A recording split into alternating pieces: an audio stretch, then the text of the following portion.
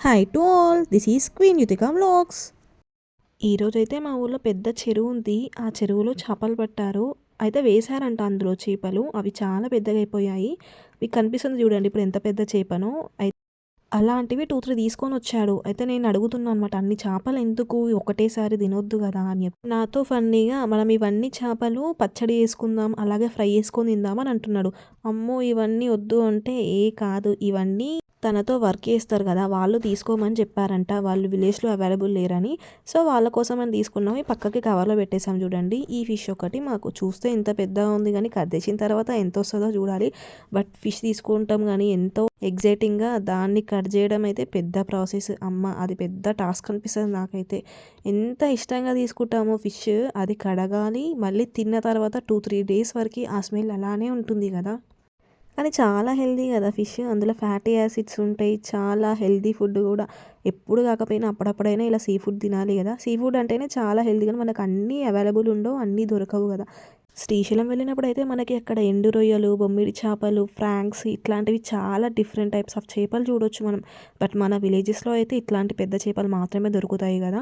అట్లా మార్కెట్కి వెళ్ళినప్పుడు అయితే రొయ్యలు, బొమ్మిడిలు ఇలాంటివి దొరుకుతాయి, కానీ డైరెక్ట్ మనకి చెరువులో పట్టాలి అంటే పెద్ద చేపలు మాత్రమే ఉంటాయి. చూడండి దానికి ఉన్న స్కిన్ ఎలా తీస్తున్నారో, ఆ స్కిన్ తీయడానికి 1/2 అవర్ పట్టింది. ఎందుకంటే మా పిల్లలు అసలు ఫిష్ సరిగా తినరు. ఫ్రై తింటారు, కర్రీ తినరు. ఆ ఫ్రై అయినా పర్ఫెక్ట్గా తినాలి అంటే ఈ పైనున్న స్కిన్ మొత్తం తీయాలి అనేసి వాళ్ళ డాడీ పెద్ద టాస్కే చేశాడు.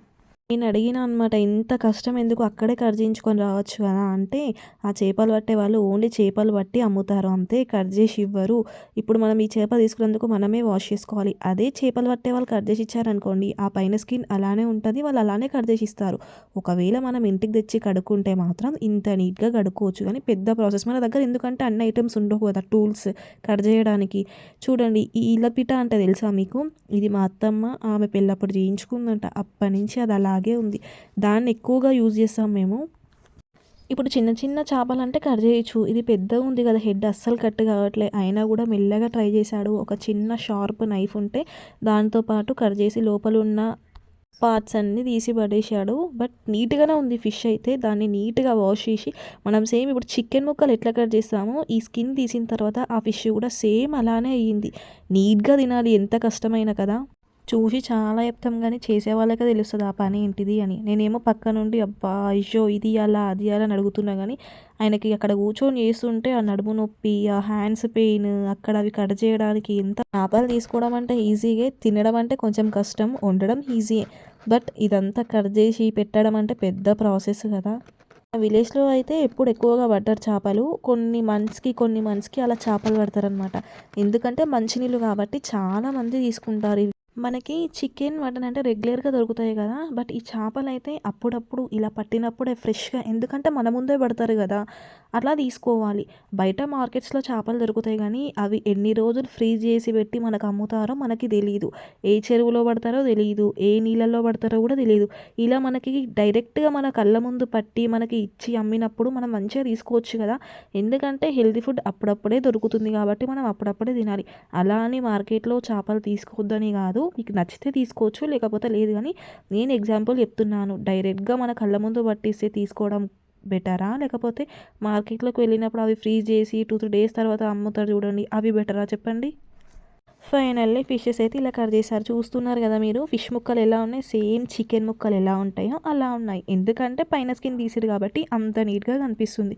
ఇప్పుడు వీటికి మసాలాస్ ప్రిపేర్ చేయాలి కదా. ఫిష్ కర్రీ అంటేనే ధనియా పౌడర్ అండ్ జీలకర్ర మెంతుల పొడి చాలా ఇంపార్టెంట్ కదా. ఇవి ఫ్రెష్గా అప్పుడే ఫ్రై చేసుకొని పౌడర్ వేసుకుంటే కర్రీ మాత్రం చాలా టేస్టీగా ఉంటుంది. నేనైతే నా స్టైల్లో ఇలా సింపుల్గా ఫాస్ట్గా చేసిస్తాను. ఫాస్ట్గా చేసినా కూడా చాలా బాగుంటుంది. అలాగే ఆనియన్స్ కూడా ఇంపార్టెంటే కదా ఫిష్ కర్రీకి. ఆనియన్స్ కట్ చేసుకొని మంచిగా ఆయిల్లో ఫ్రై చేసుకుంటే ఆ టేస్ట్ వేరేలా ఉంటుంది.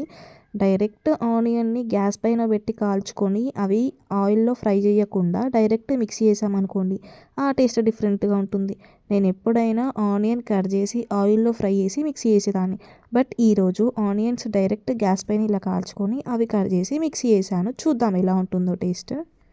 ఈ చేపలనేది ప్రోటీన్ ఫుడ్ అండ్ కండ్లకి కూడా చాలా మంచిది. కండ్లు కూడా చాలా మంచిగా కనిపిస్తాయంట.